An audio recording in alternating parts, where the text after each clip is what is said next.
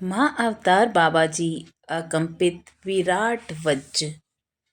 आज के अध्याय अनादि अनंत बाबाजी के साथ मेरी प्रथम भेंट के शेष भाग। बाबाजी का एक अति सूक्ष्म शरीर के रूप में पीछे छूट जाना मनुष्यता के इतिहास की एक सबसे बड़ी पहेली है। वे क्या थे, यह बात मेरे ही मुख से निकलवाने की बाबाजी की मुझ पर हुई कृपा निश्चित ही एक पूर्व जीवन का संबंध था, जहाँ वे अपने अकर्म अस्तित्व से मेरे स्मृति कोश में निहित पूर्व जन्मों के कर्मों को बाहर निकाल रहे थे। वहाँ उन्होंने मेरे भीतर से उत्तर आने की प्रतीक्षा की। मैंने कहा, आप कौन हैं? मैं जानता नहीं, और फिर भी मैं आपसे ही हूँ। उन्होंने कहा, जो तुम मुझे समझो, तुम्हारे लिए मैं वही हूँ। मैं वही हूँ जो मैं हूँ। वे अस्तित्व विहीन थे, निरहंकारी, निराकार, अक्षय, अजापुरुष। जहाँ तक मानवीय संबंध समझ का सवाल है, उनकी कोई भी पहचान नहीं हो सकती। जब मैं गुफा के बाहर एक पहाड़ की ढलान पर लेटा हुआ था, तो मैंने पाया कि एक अनजानी लहर मेरे सिर के ऊपर से लेकर मेरे पैरों के अंगूठे तक चल रही थी। यह एक किस्म की शीत और ऊष्मा की धारा थी। एक शीतलहर थी जो नीचे मेरे पैरों से लेकर मेरे सिर के ऊपर तक दौड़ रही थी, और ऊष्मा की लहर सिर के ऊपरी भाग से लेकर पैरों तक मेरे शरीर को शुद्ध कर रही थी। यह ऐसा था मानो मैं सुषुम्ना पथ में क्रिया योग श्वास ले रहा था और शुद्ध हो रहा था। मैंने सोचा कि 10 या 11 घंटे के ध्यान अभ्यास के पश्चात इंसान की नाड़ी इतनी शुद्ध हो सकती है कि वह उनके दर्शन कर सके। मेरी आवाज में ही उन्होंने उत्तर दिया, यह सत्य है, पर तुम्हें अभी उच्चतर समाधि की अवस्थाओं में जाना है, जिन्हें तुमने अभी तक प्राप्त नहीं किया। तुम्हें आत्मज्ञान की ये दिव्य अवस्था तुम्हारे पूर्व जन्म के अच्छे संस्कारों एवं कर्मों के कारण दी जा रही है। अतः ये तैयारी तुम्हारे मस्तिष्क और शरीर के लिए जरूरी है। इस शीत और ऊष्मा के अनुभव के कारण मैं अशरीरी अनुभूति में था, और इसीलिए मुझे समय का कुछ भी पता न चला, और मैं नहीं जान पाया कि यह प्रक्रिया कितनी देर तक चलती रही। वहाँ आकाश और काल दोनों ही नहीं थे। मैं तो बस बाबा जी की कृपा स्वरूप उस अलौकिक प्रकाश और आनंद में लीन हो गया था।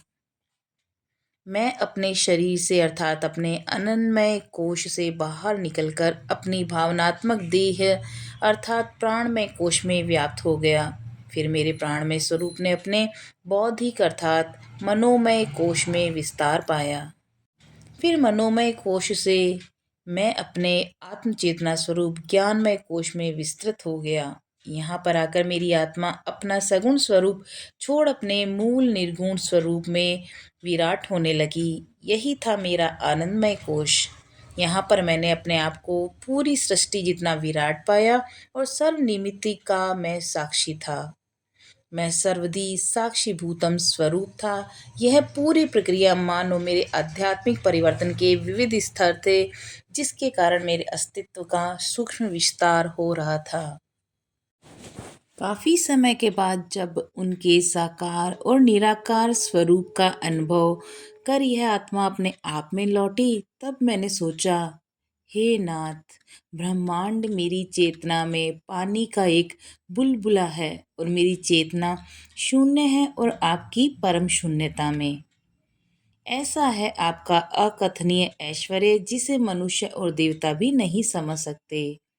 हे देवादिदेव, आप समस्त दिव्यता के जनक हैं, और फिर उससे भी परे हैं। जिनके विषय में कुछ भी न कहा जा सके, उन्हें तो केवल पर ब्रह्मा ही समझ पाया है। ये संदेश शब्दों में नहीं था, ये प्रकाश के अणुओं में था। उनका संदेश मुझ तक प्रकाश स्फुलिंगों, अणुओं और प्रकाश बाणों के रूप में आया। आप इसे जो भी कहना चाहें, मैं नहीं जानता, मैं शब्द नहीं जानता, पर ये मुझ तक इतनी तेजी से आए कि इनमें बड़े बड़े खंड समाहित थे। उन प्रकाश अणुओं में मानवता के लिए संदेश था। संदेश मेरे संसार का सेवक होने का, जो मेरे लिए सबसे बड़ा सम्मान है। मेरे डीएनए में स्थित मेरे कर्मों को मुक्त कर दिया गया था, ताकि वे इस विराट अनुभव के लिए जागृत अवस्था में रहें और इससे प्राप्त ज्ञान की पुष्टि कर सकें। लेकिन यह दिव्य अनुभव मेरे सत्कर्मों से भी बहुत आगे निकल गया। यह ईश्वर का महान आशीर्वाद था। और जब मुझे उनके रूप की व्याख्या करनी हो, तब मैं यही कहूँगा कि शब्दों के द्वारा उनके रूप की कल्पना या उसकी छाया तक भी नहीं जाया जा सकता। परंतु मैं आपके सामने यह बताने की एक विनम्र कोशिश कर रहा हूँ कि अपने मन रहित मन से मैंने उनको कितना अनुभूत किया। और एक प्रकाश विहीन प्रकाश से वे आए, स्वयं को अकंपित विराट वज्र के रूप में अभिव्यक्त करते हुए। उनके केश उनके चरणों को छू रहे थे और पारलौकिक अग्नि तेज से प्रज्वलित थे। उनका मुखमंडल असहनीय तेज से चमक रहा था, जिसे न मनुष्य की न देवता की ही आंखें बिना बंद किए हुए अनुभूत कर सकती थीं। इस अनुभूति को मैं इन शब्दों में व्यक्त कर पाया। यदि किसी क्षण, समय व स्थान में अगणित सूर्यों का विस्फोट हो जाए, तब भी तुम्हारी छाया का न अंदाजा लगा पावे, हे प्रभु, तुम्हारा क्या होगा उजियारा। उनकी आंखें करुणा का अपार सागर थी, जिसके दर्शन कर कोई भी उनमें डूबे बिना नहीं रह सकता। परंतु उनकी आंखों को अपने इन चर्म चक्षुओं से देख पाना संभव नहीं था। हम केवल उन आंखों के एक अंश हो सकते हैं और बस वही हो जाते हैं। यहाँ भी उनकी आंखों से निकलता हुआ कांतिमान प्रकाश उनके सुदूर देशों के असीमित स्थानों पर रहने और फिर भी उसी समय हमारे भीतर विराजित रहने का संदेश दे रहा था। अत्यंत दूर फिर भी अत्यधिक समीप होने के उनकी आंखों के इस गुण से यह भाव आता था कि जैसे वे हमारी आंखें हों, जिनसे हम उन्हें देख रहे थे। उन आंखों ने सुबह से सांझ तक सृजन के गीत को गाया है। फिर भी मैंने एक क्षण में यह देखा कि ये संसार के कोलाहल से बहुत दूर अनंतता की परम शून्यता में समाये हुए हैं। वे एक मौन साक्षी हैं, जो शिशुवत संसार का पालन पोषण करते हैं। मैं अपने जीवन में उनकी आंखों के इस विरोधाभास को समझ नहीं पाया कि किस प्रकार वे एक और ब्रह्मांड के काव्य को सुना रही थीं, लेकिन फिर भी साथ ही साथ ब्रह्मांड के परे अनंतता की शून्यता अपने में लिए हुए थी। बंद आंखों से भी उनकी मुस्कान गहन गंभीर लग रही थी और उनके होठों का गुरुत्व मुस्कुराता हुआ प्रतीत हो रहा था। हम उनकी मुस्कान में ये दोनों संकेत देख सकते थे, और फिर भी उनके चेहरे के हाव भाव उनकी मुस्कान के गुरुत्व और उनके गुरुत्व की मुस्कान दोनों से ही परे थे। गुरुत्व शब्द गुरु शब्द से बना है, जिसका अर्थ है वजनदार। और जब वजन चरम द्रव्यमान तक पहुंच जाए, तब यह आकाश व काल के अविभाजित तंतु को आत्मरूपी तारे में रूपांतरित कर देता, जिसका गुरुत्व किसी आत्म तारे को स्वयं के भीतर ही क्रम संकुचित कर और स्वयं के भीतर से ही गुजार कर परम मुक्त दिव्य चैतन्य में प्रवेश कराता है। क्या हम अपने मन मस्तिष्क से माप ले सकते हैं, या अपने हृदय की गहराइयों से उन्हें नाप सकते हैं? उनके भीतर समस्त मानवीय विचारों के परे स्वयं ईश्वर अभिव्यक्त हुआ है। तो देखिए, मैंने यहाँ सम्राटों के सम्राट के मुखमंडल पर विराजमान आनंदमय गुरुत्व को बताने की कोशिश की है। यही है वो गुरुत्व जो आकाश, काल और कार्य कारण की सभी सीमाओं को तोड़ देता है और दिव्य योगी को सभी सापेक्ष बंधनों और सीमाओं के परे के भी न लौटने वाले स्थान पर ले जाता है। अतः उनके मुखमंडल के गुरुत्व की मुस्कान ने मुझे यह दिखाया कि वे ही उच्चतम सतगुरु हैं, जो काल चक्र को भेद कर दिव्य मनुष्यों को कभी न लौटने वाले स्थान पर ले जाते हैं। गुरुत्व ही ये कारण है जो किसी साधक को आत्म तारा रूपी द्वार से होकर ले जाता है। उनके मुस्कान का गुरुत्व समस्त आत्माओं को उनके ही तृतीय नेत्र के तारा द्वार से होकर मोक्ष प्रदान करने का भरोसा दिलाता है। उनका शरीर, यदि हम उसे इस प्रकार बोल सकते हैं, गीला प्रतीत हो रहा था, मानो उन्होंने अलकनंदा नदी में स्नान किया हो। फिर भी वह सूखा ही था। मध्यम कद, सुडौल गठन, दोनों ही उनकी आभा की भव्यता में गुम हो गए थे। उन्होंने काला मृगचर्म पहना हुआ था और उनके हाथ में एक कमंडल था। मैंने महसूस किया कि उनके चरण धरती को नहीं छू रहे थे, पर उससे कुछ इंच ऊपर थे। जैसे ही मेरी चेतना उनकी सार्वभौम चेतना में बहने लगी, मैंने सारा ब्रह्मांड उनमें एक देखा। और फिर भी ब्रह्मांड के परे उनकी चेतना एक अथाह गहराई लिए हुए थी। जब मैंने स्वयं को उनके स्वयं में खो दिया, तब उनके शरीर की अमर्त्य गंध ने उनके अमृतत्व से मेरा परिचय करवाया। समाधि अवस्था में भी उनके आध्यात्मिक ऐश्वर्य से मैं आश्चर्यचकित और अवाक हो गया। उनकी चेतना अनंत सप्तलोकों के भी परे व्याप्त थी और मेरी चेतना उनके एक अंश में समा गई। इस अनंतता में तो मैं खो गया और मर कर अमर हो गया।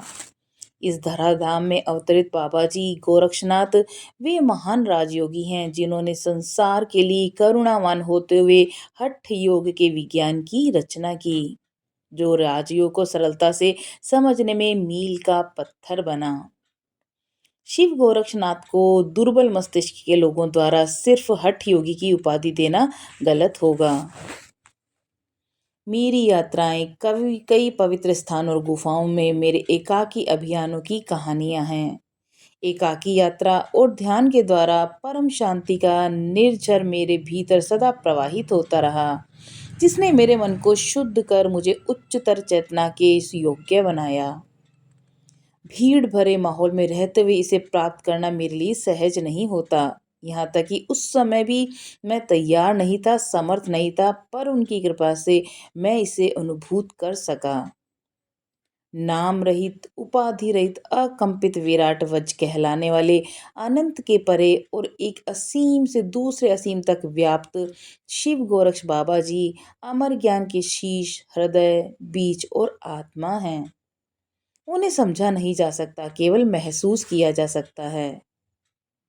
बाबा जी आकाश, काल और कार्य कारण में उसी प्रकार खेलते हैं जिस प्रकार कोई बच्चा पानी के बुलबुलों से खेलता है। यदि वे अपनी निर्दोषता में मुस्कुरा दें, तब वे सारा जगत खंड खंड कर देंगे। बाबा जी को जैसा मैंने देखा, वे सदा ही अकंपित विराट वज्र थे और रहेंगे। इस आंतरिक अनुभूति को बता पाना बहुत कठिन है। यह एक बिल्कुल अलग आयाम में अंतःकरण के विस्तार जैसा लगा। मेरे लिए यह एक असीम शून्यता थी, इतनी दैदीप्यमान और अंधा कर देने वाली कि ये मुझे अंधकार जैसे लगी। महाकाल शिव की तरह अपने में सब कुछ समा लेने वाले कृष्ण विवर जैसी थी यह शून्यता। ये शून्य अशून्य का हेपन इतना गहन था कि यह बड़ा ही मृदु जान पड़ा, पर मुझे ऐसा लगा जैसे मैं शिव गोरक्षनाथ में समा रहा हूँ। जैसा आप जानते हैं कि परम प्रकाश पूर्ण अंधकार है और यह प्रकाश की प्रकृति है, मैं जानता हूँ कि इस ऐसी अलौकिक रोशनी का आकलन कठिन है। हम जानते हैं कि इसकी बात करना निरर्थक है, क्योंकि इससे उस अनुभूति का अंश भी हमारी पकड़ में नहीं आ सकता। अतः ये तो ऐसा है मानो अनगिनत सूर्यों का विस्फोट आपकी आंखों के सामने हो जाए और उन्होंने सिर्फ मेरी सहज चेतना के द्वारा मुझे इस सत्य का बोध करवाया। ये प्रकाश हर उस जगह है जहाँ कोई भी सहज वर्तमान की चेतना में संपूर्ण समा जाता है, जिसे ईश्वर कहते हैं। उन्हें कोई अवतार या दिव्य पुरुष भी नहीं कहा जा सकता, वे उनसे भी परे हैं। वे शून्य अशून्य का हेपन हैं, निरंजन निराकार स्वरूप और उससे भी ज्यादा। जितना ही मैं उनके बारे में बोलता हूँ, उतना ही गड़बड़ हो जाती है, क्योंकि जगत के ईश्वर शब्दों के बहुत परे हैं। शिव गोरक्ष बाबा जी जिनका मुझे साक्षात्कार हुआ, वे साक्षात भगवान शिव हैं। वे इस ब्रह्मांड की चेतना हैं। दक्षिण भारतीय संत बाबा जी नागराज या आजकल के योगी जो अपना नाम बाबा जी या गोरखनाथ बताते हैं, वे शिव गोरक्ष बाबा जी नहीं हैं। मेरे पूर्व संस्कारों के कारण मैंने इस विराट अस्तित्व को शिव गोरक्ष बाबा जी के रूप में अनुभूत किया। हर वक्त जब भी मैं अपनी चेतना के भीतर गया, मैंने उन्हें हमेशा परम शून्य, परम कारण स्वरूप पाया और अधिक अनाकलनीय पाया। वे अचिंत्य और अथाह हैं। जीवन को बदल देने वाली इस अनुभूति से मैं धन्य हो गया और बाबा जी के द्वारा अनुग्रहित हुआ। उनके आदेश पर संसार की सेवा मुख्य रूप से मेरा कार्य बन गया, जिसे मूलतः 3 भागों में समझाया जा सकता है। पहला, लोगों को शक्तिपात के द्वारा महाअवतार बाबा जी के क्रिया योग में अनुग्रहित करना, जिससे ध्यान द्वारा मनुष्य की चेतना का विकास हो सके। नंबर 2, मेरा लोगों को सार्वभौम चेतना का अनुभव, शिवपात प्रदान करना, जिससे मैं मानवता को अपना विराट स्वरूप मानकर उसकी सेवा में अपने आत्म स्वरूप में कर सकूं। इस अनुभव से लोग पूरे जगत की एकता को समझ सकेंगे, जिससे उनके जीवन में शांति और सौहार्द हो आएगा। नंबर 3, प्राणपात, उनकी श्वास से श्वास लेना के द्वारा उन्हें नया जीवन देने वाली विधियां सिखाना, जिससे उनका जीवन एक उत्सव बने। ये सभी रास्ते हमें आत्म शांति द्वारा जगत शांति तक पहुंचाते हैं। शिव गोरक्ष बाबा जी के साथ हुए अनुभव और इन विधियों की प्राप्ति और मानव अधिकारों की घोषणा से मैं एकदम विस्मित हो गया। सहज होने के बाद मैं निर्विकल्प समाधि की अपनी उच्च अवस्था में नहीं रहा। जैसे ही मैं अपनी साधना की सामान्य अवस्था में लौटा, ऐसा लगा कि एक मौन आवाज मुझसे बोल रही हो, अपने समीकरण खुद बनाओ, अपने कर्म खुद लिखो और खुद ही अपना मोक्ष बनो। तो आज के अध्याय में इतना ही। कल अध्याय 4 में बाबा जी के साथ मेरे बचपन का संबंध। तब तक के लिए नमस्कार।